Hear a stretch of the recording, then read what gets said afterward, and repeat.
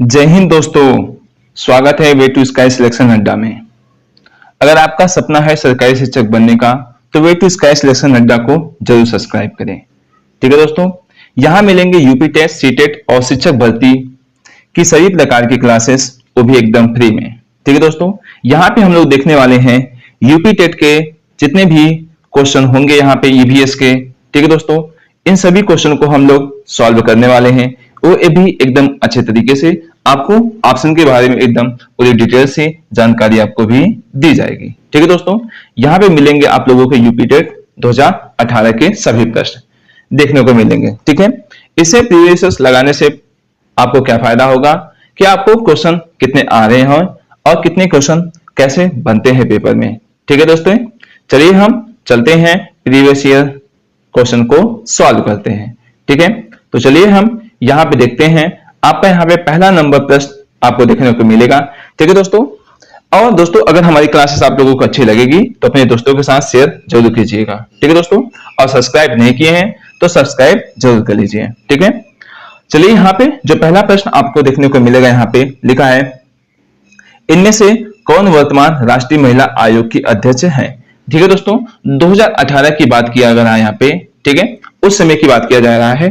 ठीक है, अब यहाँ पे देखिए क्या लिखा है। पहला ऑप्शन गिरिजा व्यास, दूसरा लिखा है रेखा शर्मा, तीसरा लिखा है मालिनी भट्टाचार्य है, चौथा है यास्मीन अब्बार है। ठीक है, तो 2018 के अनुसार उसमें वर्तमान में जो राष्ट्रीय महिला आयोग की जो अध्यक्ष थी वो आपकी थी रेखा शर्मा। ठीक है दोस्तों, ये जो रेखा शर्मा थी ये आपकी जो राष्ट्रीय महिला आयोग की अध्यक्ष थी, ये 8वीं थी। ठीक है दोस्तों, अब प्रेजेंट टाइम की बात किया जाए, 2026 में बात किया जाए तो ध्यान रखिए दोस्तों, जो यहाँ पे इसमें 2026 में जो इसमें राष्ट्रीय महिला आयोग की जो अध्यक्ष हैं वो है इसमें, ध्यान रखिए, विजया किशोर राहटकर। ठीक है, राहटकर जी हैं। ठीक है, और ये कौन से नंबर पे हैं? 9वें नंबर पे हैं। ये प्रेजेंट टाइम में है। ठीक है दोस्तों, इसको याद रखिएगा। ठीक है, चलिए हम चलते हैं हम नेक्स्ट नंबर प्रश्न की तरफ। ठीक है दोस्तों, चलिए आइए यहाँ पे देखिए नेक्स्ट नंबर प्रश्न, मतलब दूसरा नंबर प्रश्न लिखा हुआ है लोकसभा और राज्यसभा की संयुक्त बैठक किसके द्वारा आयोजित की जाती है। ठीक है, यहाँ पे आपसे पूछा है लोकसभा और राज्यसभा की बैठक किसके द्वारा की जाती है। ठीक है, तो यहाँ पे आपका देखिए, यहाँ पे पहला विकल्प दिखा है राष्ट्रपति, लोकसभा सभा के अध्यक्ष, तीसरा लिखा है संसद, चौथा लिखा है राज्यसभा के सभापति द्वारा। तो जो इसका राइट आंसर होगा यहाँ पे राष्ट्रपति के द्वारा। ठीक है दोस्तों, अच्छा प्रेजेंट टाइम में जो आपके राष्ट्रपति हैं वो कौन है बताओ? द्रौपदी मुर्मू जी हैं। ठीक है, ध्यान रखें यहाँ पे। ठीक है, और इन्होंने, अच्छा बताइए, और ये कितने नंबर की जो आपके इसमें प्रेजेंट टाइम में राष्ट्रपति हैं? तो 15वें नंबर की हैं। ठीक है, और ये कब शपथ ग्रहण की थी? ध्यान रखिए यहाँ पे 25 जुलाई 2022 को इन्होंने शपथ ग्रहण किया था। ठीक है दोस्तों, आइए और इसके बारे में और थोड़ी सी चर्चा करते हैं। राष्ट्रपति को जो क्या होता है, शपथ दिलाता है, कौन दिलाता है? तो भारत के मुख्य न्यायाधीश जो होते हैं इनको राष्ट्रपति को शपथ दिलाते हैं, चीफ जस्टिस ऑफ इंडिया। ठीक है, चीफ जस्टिस ऑफ कौन देते हैं? आपके इंडिया। ठीक है, अब देखिए जो इस समय प्रेजेंट टाइम में जो इस समय क्या है बताओ, जो चीफ जस्टिस हैं वो कौन है? सूर्यकांत हैं। कौन है? सूर्यकांत हैं। ठीक है, यहाँ पे आ रहा है समझ में दोस्तों? ठीक है, और अगर आपके मुख्य न्यायाधीश अगर नहीं उपस्थित रहते हैं तो इनको जो राष्ट्रपति को जो शपथ दिलाता है, कौन दिलाता है? आपको पता होगा, ध्यान रखिए, इसके जो क्या होता है, सुप्रीम कोर्ट के जो वरिष्ठ न्यायाधीश होते हैं वही इनको शपथ ग्रहण दिलाते हैं। ठीक है दोस्तों, ठीक है, अब आप लोगों को पता हो गया कि राष्ट्रपति को जो शपथ दिलाता है कौन दिलाता है? मुख्य न्यायाधीश दिलाते हैं। ठीक है, भारत के मुख्य न्यायाधीश इसमें कौन है? आपके सूर्यकांत जी हैं। ठीक, और 15 जुलाई 2022 को राष्ट्रपति द्रौपदी मुर्मू जी ने इसका शपथ ग्रहण किया था। ठीक है दोस्तों, तो चलिए हम चलते हैं आप लोगों और यहाँ पे नेक्स्ट नंबर प्रश्न की तरफ बढ़ते हैं। ठीक है, अब आइए यहाँ पे बात करते हैं। यहाँ पे तीसरा नंबर प्रश्न लिखा हुआ है संविधान के किस भाग में पंचायती राज व्यवस्था से संबंधित प्रावधान दिए गए हैं। ठीक है, यहाँ पे आपको विकल्प नंबर ये देखने को मिलेगा यहाँ पे। ठीक है, 9वां, यहाँ पे 9वां, और यहाँ पे लिखा है आपका है 6वां, यहाँ तीसरा, यहाँ पे आपका चौथा। ठीक है दोस्तों, तो यहाँ पे आपका जो इसका आंसर होगा राइट आंसर यहाँ पे ए विकल्प होगा। ठीक है, 9वां होगा। ठीक है दोस्तों, यहाँ पे 9वां यहाँ पे है, ठीक है, इसका पंचायती राज व्यवस्था 9वें में लिया गया। अब ये किस अनुच्छेद में है? 243 अनुच्छेद में है, ठीक है। अनुसूची कौन सी में है? अनुसूची की बात किया जाएगा तो 11वीं अनुसूची के अंतर्गत ये आता है, ठीक है दोस्तों, समझ में आ रहा है? ठीक, तो चलिए हम चलते हैं, अब नेक्स्ट नंबर प्रश्न की तरफ बढ़ते हैं। यहाँ पे देखिए लिखा है 74वें संविधान, यहाँ पे लिखा हुआ आप लोगों का 74वें संविधान संशोधन का संबंध किससे है? ठीक है, यहाँ पे लिखा है पहला ग्रामीण स्थानीय स्वशासन से, दूसरा है शहरी स्थानीय स्वशासन से, तीसरा है राष्ट्रपति की शक्तियों से, चौथा आपका संसद की शक्तियों से। तो जो इसका राइट आंसर है 74वें वाले का शहरी स्थानीय स्वशासन से संबंधित है, ठीक है दोस्तों। अब देखो यहाँ पे जो ये संविधान संशोधन हुआ था, तो ध्यान रखिए यहाँ पे 1992 में, ठीक है, 1992 में क्या हुआ था? ये संविधान संशोधन मतलब कि आया था, और जो इसे पूर्णतः लागू जो किया गया था यहाँ पे 1 जून 1993 को ये लागू किया गया था, ठीक है। तो समझ में आ गया आप सबको, ठीक है। अब आइए चलते हैं हम नेक्स्ट प्रश्न की तरफ चलते हैं। अब देखिए यहाँ पे आपका जो 5वां नंबर प्रश्न लिखा है, किस गैस की वर्षा के पानी में घुलने से वर्षा पानी अम्लीय होता रहता है, ठीक है।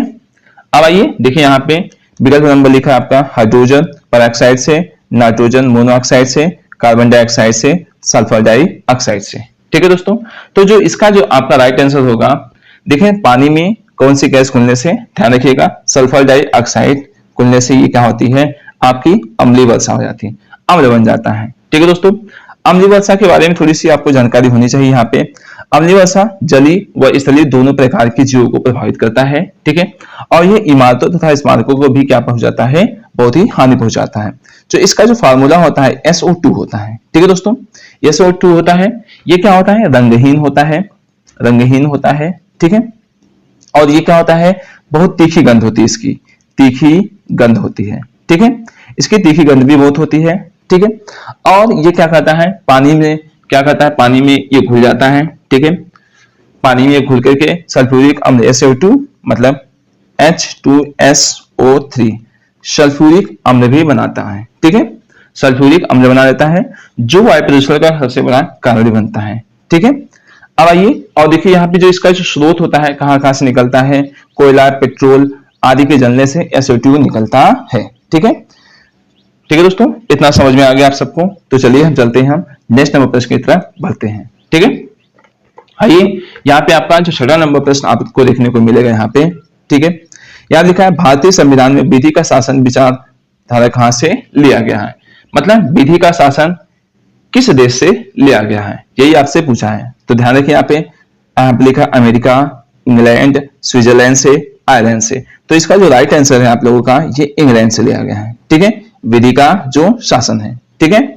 अब देखिए ध्यान से अमेरिका से क्या लिया गया है आप लोगों का? ध्यान रखिए अमेरिका से आपका लिया गया है, आप देख पाओगे यहाँ पे मौलिक अधिकार, मौलिक अधिकार, ठीक है, मौलिक अधिकार, और एक और है राष्ट्रपति, ठीक है, राष्ट्रपति के बारे में बताया गया है, ठीक है। अब देखो राष्ट्रपति का महाभियोग जिसको बोलते हैं, महाभियोग, इसके बारे में बताया गया है, ठीक है। और एक आपका यहाँ पे आयरलैंड है, आयरलैंड से क्या लिया गया है? राज्य के नीति निर्देशक तत्व, राज्य के नीति निदेशक तत्व लिए गए हैं, ठीक है। यहाँ पे कहां से? आपके आयरलैंड से लिए गए हैं, ठीक है। तो चलिए हम चलते हैं, हम 7वें नंबर प्रश्न की तरफ बढ़ते हैं, ठीक है। यहाँ पे आप देख पाओगे 7वां नंबर प्रश्न लिखा है यहाँ पे लोकसभा के चुनाव हेतु अधिसूचना कौन जारी करता है, ठीक है। यहाँ पे इसका एकदम सिंपल सा आंसर है, कौन है यहाँ पे? भारत का निर्वाचन आयोग, ठीक है। यहाँ पे इसका क्या करता है? यहाँ पे अधिसूचना जारी करता है, किसका? चुनाव का, ठीक है। अब देखिए थोड़ा सा इसके बारे में जान लेते हैं हम लोगों के।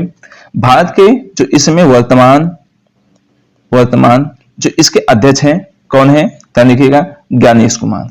अब ज्ञानेश कुमार को कौन नहीं जानता है, ठीक है। इसमें जिस तरीके से इलेक्शन हो रहा है आप लोगों को इनके बारे में एकदम बढ़िया से जानकारी पता ही होगी, ठीक है। अब देखिए जो भारत निर्वाचन आयोग का जो गठन हुआ था, कब हुआ था? 25 जनवरी 1950 को हुआ था, ठीक है, इसकी स्थापना हुई थी, ठीक है। चलिए हम चलते हैं, हम नेक्स्ट नंबर प्रश्न की तरफ बढ़ते हैं, 8वें नंबर प्रश्न की तरफ बढ़ते हैं। दोस्तों आप लोग कमेंट बॉक्स में बताइएगा ये आप लोगों को क्लासेस कैसे लग रही है, ठीक है। और कितने क्वेश्चन आपके सही हुए।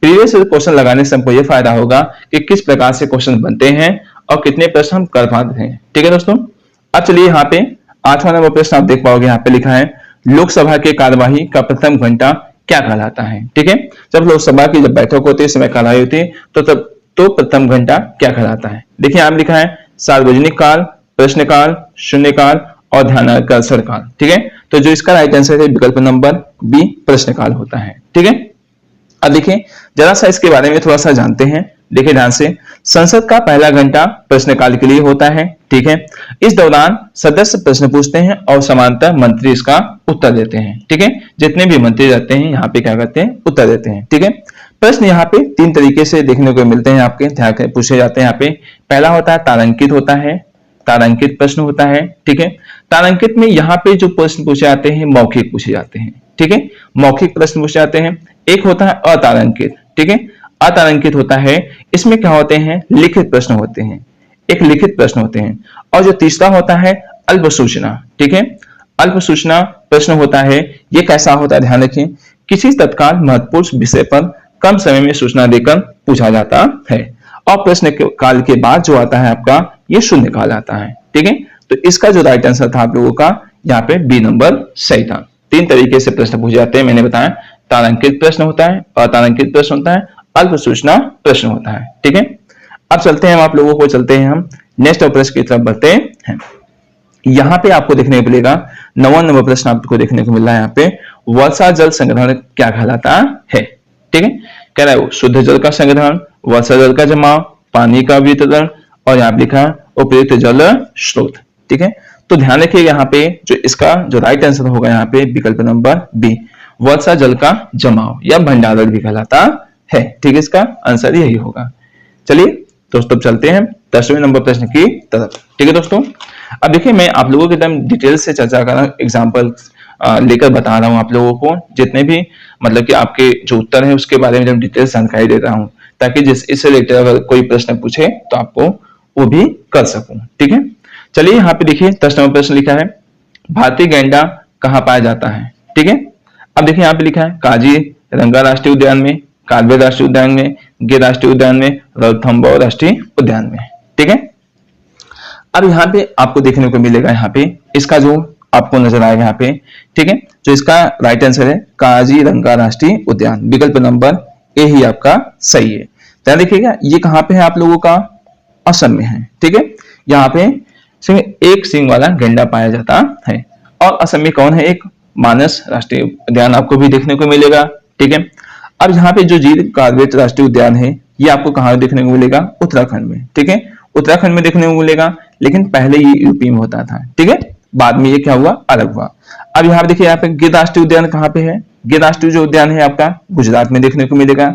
ठीक है, रणथंभौर राष्ट्रीय उद्यान कहाँ मिलेगा, आप लोगों को राजस्थान में देखने को मिलता है। ठीक है, आइए समझ में आ गया दोस्तों। ठीक है, अब चलते हैं हम नेक्स्ट नंबर प्रश्न की तरफ बढ़ते हैं। यहाँ पे जो नेक्स्ट नंबर प्रश्न लिखा हुआ है आप देख पाओगे, निम्न में से कौन सा खाद्य श्रृंखला का सही क्रम है। ठीक है, इसका श्रृंखला का सही क्रम है कौन सा नजर आपको देखने को मिलेगा, ध्यान रखिएगा। यहाँ पे आपका यहाँ पे लिखा उत्पादक अपघटक है, अपघटक उपभोक्ता है, उत्पादक उपभोक्ता, उपभोक्ता उत्पादक है। ठीक है, यहाँ पे विकल्प नंबर आपका यहाँ देखिए उत्पादक और उपभोक्ता है। ठीक है, और एक होना चाहिए यहाँ पे अपघटक, इसमें मिसप्रिंटिंग हो गई टाइपिंग करने में। ठीक है दोस्तों, यही आपका राइट आंसर होगा। ठीक है, उत्पादक, उपभोक्ता और अपघटक। ठीक है, उत्पादक से उपभोक्ता में जाएगा, उपभोक्ता से कौन जाता है, अपघटक में जाता है। ठीक है, ये आपका क्या होगा, सही आंसर होगा। ठीक है, चलिए हम चलते हैं आप नेक्स्ट नंबर प्रश्न की तरफ बढ़ते हैं। ठीक है, 12 नंबर प्रश्न आप देख पाओगे, कौन सी ग्रीन हाउस गैस वातावरण में सबसे अधिक मात्रा में उपस्थित होती है या रहती है। ठीक है, अब देखिए ध्यान से, ग्रीन हाउस गैस की बात करेगा तो यहाँ पे आप देख पाओगे वातावरण में बात किया जाएगा अपने, तो यहाँ पे ध्यान रखिएगा, इसका जो आंसर होगा राइट आंसर देखिए यहाँ पे कार्बन डाइऑक्साइड CO2, कौन सा, CO2 होगा। ठीक है, ये आपकी कौन सी है, ये ग्रीन हाउस गैस है। ठीक है, यह क्या करती है, मानवीय क्रियाकलापों द्वारा उत्सर्जित होती है, जो सूर्य से आने वाली लघु विकिरणों को पृथ्वी पर आने देती है, किंतु पृथ्वी से वापस लौटने वाली दीर्घ विकिरणों को अवशोषित कर लेती है। ठीक है, यहाँ पे समझ में आ गया। इस प्रकार पृथ्वी की सतह पर ऊष्मा बनी रहती है, जिसे ग्लोबल वार्मिंग भी कहते हैं। ग्रीन हाउस गैसें आप लोगों को ध्यान रखिए कौन कौन सी होती है, ध्यान रखिएगा। CO2 हो गई, CH4 हो गया, ओजोन हो गया, ठीक है, CFC हो गया, ठीक है यहाँ पे, ठीक है, और N2O हो गया। ये सब कैसे होती है आपकी, ध्यान रखिएगा, ये ग्रीन हाउस कैसे हैं, ठीक है दोस्तों। तो चलिए हम चलते हैं अब नेक्स्ट नंबर प्रश्न की तरफ बढ़ते हैं। अगर आपसे ये सब पूछ लिया जाए ग्रीन हाउस गैस के बारे में तो आप अच्छे से बता सकते हो, ठीक है। और दोस्तों अभी तक आप लोगों ने हमारे चैनल को सब्सक्राइब नहीं किया तो वे2 स्काई सिलेक्शन अड्डा को जरूर सब्सक्राइब कीजिए, ठीक है। इसी प्रकार से हम आप लोगों के लिए ढेर सारे क्वेश्चन लेके आते रहेंगे, ताकि आपके पेपर में इसी टाइप से प्रश्न देखने को जरूर मिल सकते हैं, ठीक है। तो चलिए यहाँ आप देखिए, आपका लिखा है 13 नंबर प्रश्न, किस वर्धक की उपस्थिति के कारण पत्ते हरे होते हैं, ठीक है। यहाँ पे देखिए लिखा है कैरोटीनाइड के द्वारा, लाइकोपीन के द्वारा, फाइकोसाइनिन के द्वारा, क्लोरोफिल के द्वारा। तो सबको पता है यहाँ पे क्लोरोफिल के द्वारा ही क्या होता है, पत्ते हरे नजर आते हैं, ठीक है दोस्तों, समझ में आ गया। चलिए अब चलते हैं हम नेक्स्ट नंबर प्रश्न की तरफ बढ़ते हैं। यहाँ पे आप देखिए, यहाँ पे लिखा हुआ है आपका 14 नंबर प्रश्न, मानवीय गतिविधियां जो पृथ्वी पर जलवायु परिवर्तन के लिए जिम्मेदार हैं वो क्या कहलाते हैं, ठीक है। अब देखो, वनों का जलना, कृषि क्रियाकलाप, उद्योगों का उपयोग, ठीक है दोस्तों। यहाँ पे जो मानवीय जो गतिविधियां होती हैं जल परिवर्तन का या जलवायु परिवर्तन का जो जिम्मेदार है, ये आपके सभी हैं, ठीक है दोस्तों। तो उपयुक्त क्या हो जाएगा, ये सभी, ठीक है। अब आइए चलते हैं हम नेक्स्ट नंबर प्रश्न की तरफ। यहाँ पे जो नेक्स्ट नंबर प्रश्न लिखा हुआ है, बायोडीजल उत्पादन के लिए कौन सी पौधों की फसल बायोडीजल उत्पादन के लिए जानी जाती है, ठीक है। तो यहाँ पे लिखा है, पहला है जैट्रोफा, लिखा है दूसरा क्लाइंचोई, कॉपर लीफ, संथिया। तो ध्यान रखिए यहाँ पे जो इसका राइट आंसर है आपका जैट्रोफा ही है, ठीक है। इसे बायोडीजल के नाम से जानते हैं, ठीक है। अब देखिए यहां तक आप लोगों को समझ में आ गया एकदम अच्छे तरीके से, ठीक है। अब देखिए ध्यान से, अब चलते हैं हम देखिए इसके बाद थोड़ा सा आपको और जानकारी दे देता हूं। यहाँ पे आंध्र प्रदेश में देश का पहला बायोडीजल संयंत्र लगाया गया था, ठीक है। अब आइए चलते हैं, और कहां पे लगाया गया था, ध्यान रखिएगा, कांकीनाडा में। कांकीनाडा कहां पे है, ये आंध्र प्रदेश है, आंध्र प्रदेश, ठीक है। आ जाओ, अब चलते हैं हम नेक्स्ट नंबर प्रश्न की तरफ, ठीक है। यहाँ पे देखिए नेक्स्ट नंबर प्रश्न देख पाओगे, यहाँ पे लिखा है जड़ी बूटियों की रानी, भारत की सबसे पवित्र जड़ी बूटी, इसका वास्तविक नाम ओसियम सेक्टम है, इसको सामान्यतः किस नाम से जाना जाता है। तो ये कौन सा है, तुलसी। तुलसी को हम क्या बोलते हैं, जड़ी बूटियों की रानी भी कहते हैं, ठीक है। और इसका जो क्या है, इसका वैज्ञानिक नाम है ओसियम सेक्टम है, ठीक है। चलिए ठीक है, अब चलते हैं हम आप लोग यहाँ पे 17वें नंबर प्रश्न। देखो ये भी बहुत आसान है, देखो कितना लिखा है, पीने के लिए सुरक्षित पानी को क्या कहते हैं, पीने योग्य पानी, आशुद्ध जल, ताजा जल, नदी का जल, नल का जल, ठीक है, चाहे नदी का जल।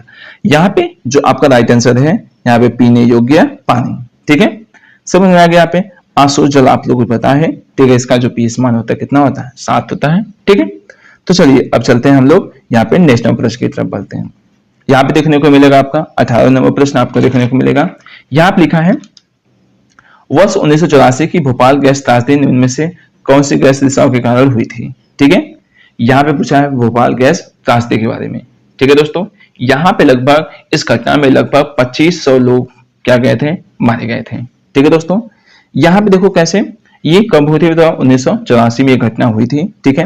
किसके कारण हुई थी, देखो यहाँ पे लिखा है मेथाइल आइसोसाइनाइड, इसी के कारण हुई थी, ठीक है। यही गैस क्या हुई थी, लीक हो गई थी। इसका जो रासायनिक फार्मूला होता है CH3NCO, ठीक है दोस्तों, ये इसका रासायनिक फार्मूला हो गया, ठीक है। कब हुआ था, 1984 में हुआ था। अब दो डेट भी याद रखिए, 2-3 दिसंबर में हुआ था, ठीक है। कहाँ पे, MP में, ठीक है। MP की राजधानी कौन है, भोपाल, ठीक है, समझ में आ गया, ठीक। ये गैस रिसाव के कारण हुआ था, ठीक है। यह एक हानिकारक गैस होती है, ठीक है। और जो इसका प्रयोग किया गया था, यहाँ पे ध्यान रखिए, जिसका प्रयोग कार्बाइड कारखानों से कीटनाशक रसायन के निर्माण के लिए किया जाता है, ठीक है। और इससे कितने लोग प्रभावित हुए थे, मैंने बताया आप लोगों को, 2500 लोग क्या हुए थे, मारे गए थे लगभग, ठीक है। अब चलते हैं हम नेक्स्ट नंबर प्रश्न की तरफ बढ़ते हैं। देखिए आपका रहा नेक्स्ट नंबर प्रश्न, देखिए लिखा है विश्व पर्यावरण दिवस कब मनाया जाता है, 2 दिसंबर, 16 सितंबर, 5 जून, 11 जुलाई, ठीक है। तो ध्यान रखिए दोस्तों, जो यहाँ पे विश्व पर्यावरण दिवस जो मनाया जाता है 5 जून को मनाया जाता है, ठीक है। जो इसकी जो शुरुआत हुई थी 1972 में, इसकी जो बैठक कहाँ पे हुई थी, संयुक्त राष्ट्र सम्मेलन स्टॉकहोम में, ठीक है। स्टॉकहोम में। ये कहाँ पे है? स्वीडन में है। कहाँ पे है? स्वीडन में है। ठीक है, और पहली बार जो मनाया गया था 1973 में मनाया गया था। ठीक है, यहाँ पे आपको इतनी जानकारी मिल गई। ठीक है दोस्तों, तो चलिए हम चलते हैं नेक्स्ट नंबर प्रश्न की तरफ। ठीक है, अब आइए यहाँ पे जो आपका 20वां नंबर प्रश्न आपको देखने को मिलेगा। एम.एस. स्वामीनाथन एक क्या थे? पत्रकार थे, कृषि वैज्ञानिक थे, पारिस्थितिकी वैज्ञानिक थे, भौतिक वैज्ञानिक थे। तो ध्यान रखिए दोस्तों, विकल्प नंबर इसका बी, कृषि वैज्ञानिक थे। ठीक है दोस्तों, अब इन्हें भारत का हरित क्रांति का जनक भी कहा जाता है। भारत के ये क्या है? हरित क्रांति के जनक, हरित क्रांति के जनक हैं। ठीक है, फादर हैं। अच्छा, विश्व की बात किया जाएगा तो विश्व के कौन है? यहाँ पे आपको देखने को मिलेगा, यहाँ पे विश्व के हरित क्रांति के जनक हैं नॉर्मन बोरलॉग थे, नॉर्मन बोरलॉग। ठीक है, ये क्या है? आपके विश्व के हैं। ठीक है, ठीक है, और इन्हें डॉक्टर एम.एस. स्वामीनाथन को 1989 में इन्हें पद्म विभूषण से सम्मानित भी किया गया था। ठीक है दोस्तों, तो चलिए अब चलते हैं हम नेक्स्ट प्रश्न की तरफ बढ़ते हैं। दोस्तों, आप कितना क्वेश्चन किए हैं कमेंट बॉक्स में जरूर बताइएगा, आपके कितने क्वेश्चन सही हुए। ठीक है, चलिए अब यहाँ पे 21 नंबर आप अगर प्रश्न देख पाओगे, यहाँ पे लिखा है wild life institute of India WII का कहाँ स्थित है? मतलब इसका मुख्यालय कहाँ पे, ये कहाँ पे स्थित है? ठीक है, तो आप देख पाओगे यहाँ पहला नई दिल्ली है, कोयम्बटूर में, अहमदाबाद में, देहरादून में। तो जो इसका राइट आंसर है आपका देहरादून। ये देहरादून कहाँ पे है? आपका उत्तराखंड में। उत्तराखंड को हम फूलों की घाटी के नाम से जानते हैं। ठीक है, और ये wild life institute of India, ठीक है, इसका मतलब भारतीय वन्यजीव संस्थान कहाँ पे स्थित है? आपका देहरादून में। कहाँ पे? उत्तराखंड में है। ठीक है दोस्तों, समझ में आ गया आप सबको एकदम बढ़िया से। ठीक, आइए चलते हैं हम अब नेक्स्ट नंबर प्रश्न की तरफ बढ़ते हैं। आप 22 नंबर प्रश्न आप देख पाओगे, यहाँ पे लिखा है प्रकाश संश्लेषण के दौरान हरे पौधे निम्न में से किसे ग्रहण लेते हैं? ठीक है, किसे ग्रहण लेते हैं? आइए देखिए, आप लिखा है हीलियम को, नाइट्रोजन को, कार्बन डाइऑक्साइड को, ऑक्सीजन, मतलब किसे ग्रहण करते हैं यहाँ पे? तो ध्यान रखिए, यहाँ पे आपका आंसर होगा, यहाँ पे सबको पता है, यहाँ पे कार्बन डाइऑक्साइड को ग्रहण करते हैं। ठीक है, प्रकाश संश्लेषण के दौरान हरे पौधे CO2 को सोख लेते हैं तथा O2 गैस को मुक्त करते हैं, जिससे पर्यावरण शुद्ध बना रहता है। ठीक है, कोई दिक्कत नहीं ना। O2 को क्या करते हैं? रिलीज करते हैं, और CO2 को क्या करते हैं? ग्रहण करते हैं। ठीक है, चलिए अब चलते हैं हम लोग नेक्स्ट नंबर प्रश्न की तरफ बढ़ते हैं। यहाँ पे आपको 23 नंबर प्रश्न आपको दिखेगा। आपको देखिए यहाँ पे 23 नंबर लिखा है अपशिष्ट उत्पादों को खाने वाले जीवों को क्या कहा जाता है? मृतक भक्षी, मांस मच्छी, शाक मच्छी, रसायन मच्छी। तो इस सबको पता होगा, यहाँ पे मृतक भक्षी जो अवशिष्ट होते हैं ये मृतक भक्षी ही कहलाते हैं। ठीक है, अपघटक जैसे होते हैं। ठीक है, तो चलिए हम चलते हैं नेक्स्ट प्रश्न की तरफ बढ़ते हैं। देखिए, मैंने दोस्तों केवल क्वेश्चन कराने की कोशिश की है, और उसके जो ऑप्शन है उसके ऑप्शन के बारे में मैं बता दे रहा हूं आप लोगों को। ठीक है, अब चलो यहाँ पे देखिए 24 नंबर जो प्रश्न आपको देखने को मिलेगा, देखा है तप्त भूमंडल से किस प्रकार की ऊर्जा प्राप्त होती है? कह रहा जल विद्युत ऊर्जा, सौर ऊर्जा, भूतापीय ऊर्जा, नाभिकीय ऊर्जा। ठीक है दोस्तों, तो ध्यान रखिएगा जो इससे जो ऊर्जा प्राप्त होती है कौन सी होती है? यहाँ पे भूतापीय ऊर्जा। ठीक है, भूतापीय ऊर्जा क्या होती है? ध्यान रखिएगा, पृथ्वी की आंतरिक गर्मी से प्राप्त ऊर्जा को भूतापीय ऊर्जा कहते हैं। ठीक है, अब देखो जो इसका जो प्रयोग करते हैं, ठीक है, यहाँ पे बिजली उत्पादन के लिए करते हैं। ठीक है, बिजली उत्पादन के लिए करते हैं, यहाँ पे घरों और इमारतों को गर्म रखने के लिए भी इसका प्रयोग करते हैं। ठीक है, और जो भारत में भूतापीय ऊर्जा का प्रयोग कहाँ कहाँ पे होता है? ध्यान रखें, यहाँ पे पूंगा घाटी, कौन सी? पूंगा घाटी होती है, पूंगा घाटी में। और कहाँ पे ये है? लद्दाख में है, आपका लद्दाख में। ठीक है, लद्दाख जानते हो लेह होता है, वहां पे क्या है? ठंडा मौसम है, तो उसको वहां पे क्या करते हैं? इसका प्रयोग करते हैं। ठीक है दोस्तों, अब आइए चलते हैं हम यहाँ पे 25 नंबर प्रश्न की तरफ बढ़ते हैं। आइए देखिए, यहाँ पे लिखा है शोल घास, यहाँ पे लिखा है शोल घास स्थल कहाँ पाया जाता है? पश्चिमी घाट में, पूर्वी घाट में, हिमालय में, विंध्याचल में। तो ध्यान रखिए ये पश्चिमी घाट में पाया जाता है, दक्षिण भारत के पश्चिमी घाट में पाया जाता है, दक्षिण भारत। ठीक है, पश्चिमी घाट में पाया जाता है। ठीक है, आइए चलते हैं हम आप लोगों को। और देखो दोस्तों, मैंने घास के बारे में तो बताया था आप लोगों को एकदम बढ़िया से इसके पहले वाले वीडियो में। ठीक है, यहाँ पे है, आप लोगों को पता होगा, यहाँ पे आपको जैसे पटाना घास का मैदान कहाँ पे है? तो श्रीलंका में। आपको वेल्स कहाँ पे है? दक्षिण अफ्रीका में आपको देखने को मिलता है। ठीक है, डाउन्स कहाँ पे? आपका ऑस्ट्रेलिया में है। ठीक है, और आपका कंपास कहाँ पे है? तो आपको देखने को मिलेगा यहाँ पे ब्राजील में मिलेगा। ठीक है, लानोस कहाँ पे? वेनेजुएला में है। ठीक है, तो ऐसे ढेर सारे घास हैं, उसको भी आप लर्न कर लीजिएगा। ठीक है दोस्तों, और वे टू स्काई लेसन अड्डा को सब्सक्राइब नहीं किए तो जल्दी से सब्सक्राइब कर लीजिए और अपने दोस्तों के साथ शेयर कर लीजिए, ठीक है ना दोस्तों, क्योंकि वीडियो बनाने में बहुत मेहनत लगती है, तो आप लोगों के लिए कर दें तो आप लोग भी एक शेयर और लाइक सब्सक्राइब जरूर कर दीजिएगा, ठीक है। तो चलिए चलते हैं हम यहाँ पे 26 नंबर प्रश्न आपको देखने को मिलेगा यहाँ पे, ठीक है। लिखा है यहाँ पे, लिखा है भारत में पेलिकन पक्षी कहाँ प्रजनन करते हैं, तो लिखा है नीलापट्ट में, और यहाँ पे लिखा है कुंथलकुलम में, यहाँ पे कोकराबिलम में और उपयुक्त सभी में, ठीक है दोस्तों। तो यहाँ पे आपको ध्यान रखिएगा, यहाँ पे इसका राइट आंसर होगा मतलब सभी जगह पे यहाँ पे क्या करते हैं, इसके जो क्या करते हैं ये प्रजनन, कौन से पक्षी, पेलिकन पक्षी यहाँ पे ये प्रजनन करते हैं, ठीक है दोस्तों। तो चलिए अब चलते हैं हम नेक्स्ट नंबर प्रश्न की तरफ बढ़ते हैं, ठीक है। अब कुछ ही क्वेश्चन बचे हुए हैं आपके यहाँ पे 27 नंबर क्वेश्चन, देखिए ध्यान से। यहाँ लिखा है मिनी माता रोग ऐसी मछली खाने से होता है जिसमें अधिक मात्रा में पाया जाता है, ठीक है। तो सबसे पहले ध्यान रखें यहाँ पे जो मिनी माता जो रोग हुआ था, ठीक है, जिसको गांव में लोग महारानी के नाम से जाना जाता है, ठीक है, छोटी माता बड़ी माता ऐसे बोलते हैं, ठीक है ना। तो दोस्तों ये जो होता है यहाँ पे, ये रोग यहाँ जापान से आया था, कहाँ से आया था, जापान, और जापान से आया था यहाँ पे। और ये जो मिनी माता है ये एक शहद का नाम था, मिनी माता एक शहद था, उसी से यहाँ पे आया था। और ये देखिए ऑप्शन के अकॉर्डिंग क्या है, आर्सेनिक है, पारा है, कैडमियम है, उपयुक्त सभी। तो ध्यान रखिए यहाँ पे ये पारा के कारण हाइड्रोक्सियम, ठीक है, हाइड्रोक्सियम इसको बोलते हैं, हाइड्रोक्सियम इसका प्रतीक Hg होता है, इसके कारण होता है, ठीक है। यह बीमारी पहली बार जापान के मिनीमाता खाड़ी के आसपास रहने वाली देखी गई थी और इस बीमारी से बहुत से लोग की मृत्यु भी हुई थी, ठीक है दोस्तों, समझ में आ गया आपको, ठीक है। और यह कब आया था बताओ, सबसे पहले कब आया था, 1950 में, ठीक है, मिनीमाता रोग आया था, ठीक। अब चलिए चलते हैं हम अब नेक्स्ट नंबर प्रश्न की तरफ, ये आपका 28 नंबर प्रश्न रहा, ठीक है। देखिए दोस्तों ये जो प्रश्न लिखा है ओजोन से रिलेटेड एक प्रश्न लगभग आपको देखने को मिलते हैं ईवीएस से, ठीक है।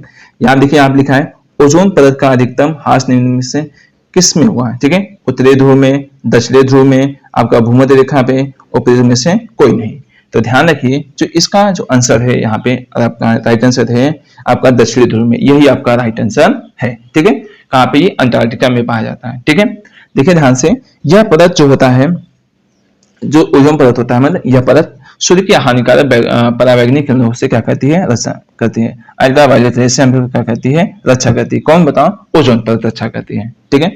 और ये कहाँ पाया जाता है, समताप मंडल में पाया जाता है, समताप मंडल में। और जो इसका रेंज होता है 15 से 35 किलोमीटर के बीच होता है, ठीक है, यही क्षेत्र में पाया जाता है। और विश्व ओजोन दिवस कब मनाया जाता है, एक प्रश्न पूछता है, विश्व ओजोन दिवस, ठीक है, तो 16 सितंबर को विश्व ओजोन दिवस मनाया जाता है। और एक प्रश्न और आता है यहाँ पे, ज्यादातर पूछता है यहाँ पे, कहता है इसकी मोटाई मापने के लिए किसका प्रयोग करते हैं, तो ध्यान रखिए यहाँ डाप्सन का प्रयोग करते हैं, किसका प्रयोग करते हैं, डाप्सन का प्रयोग करते हैं, ठीक है दोस्तों। चलिए अब चलते हैं हम आप लोगों को नेक्स्ट प्रश्न की तरफ चलते हैं, ठीक है। अब 29 नंबर जहाँ पे आपको प्रश्न देखने को मिलेगा, इनमें से कौन भारत का प्रथम मुख्य न्यायाधीश था, ठीक है। अब यहाँ पे पूछा है कौन था, ठीक है। यहाँ देखिए एम पतंजलि शास्त्री, मेहर चंद्र महाजन, हीरालाल जेकानिया, एस आर दास। तो ध्यान रखिए यहाँ पे सबसे पहले जो आपके मुख्य न्यायाधीश थे वो आपके कौन थे बताओ, यहाँ पे देखिए, यहाँ पे हीरालाल जे कानिया थे, ठीक है। यहाँ पे इनका जो पूरा नाम था हीरालाल जे कुसुमदास कानिया था। ये कब थे बताओ पे, 26 जनवरी 1950 में, ठीक है। सबसे पहले मुख्य न्यायाधीश यही थे। इस समय कौन है चीफ जस्टिस बताओ भारत के हैं, इस समय है सूर्यकांत, ठीक है, इस समय आपके सूर्यकांत हैं, ठीक है। चलिए दोस्तों अब चलते हैं आप लोगों को यहाँ पे 30 नंबर प्रश्न, ठीक है दोस्तों। आप लोगों को क्लासेस कैसी लगी जरूर बताइए कमेंट बॉक्स में, ठीक है। यहाँ पे देखिए लिखा है रेड डाटा बुक किससे संबंधित है, ठीक है।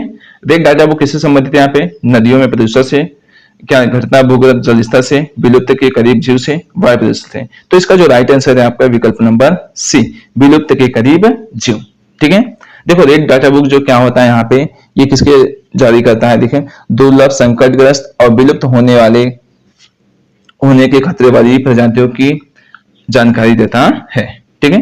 जो विलुप्त होने के कगार पे और जो संकटग्रस्त हैं जीव जंतु, उन्हीं के बारे में ये क्या करता है, रेड डाटा बुक जानकारी हम लोगों को देता है। तो विकल्प नंबर आपका इसका क्या हो गया, सी आपका राइट आंसर हो गया, ठीक है दोस्तों। आप लोग क्लासेस कैसे लगी, ठीक है दोस्तों, जरूर बताइएगा। और वे टू स्काई सिलेक्शन अड्डा को जरूर सब्सक्राइब कीजिए, ठीक है। और इसी प्रकार से आप लोगों को क्लासेस रेगुलर मिलती रहेंगी।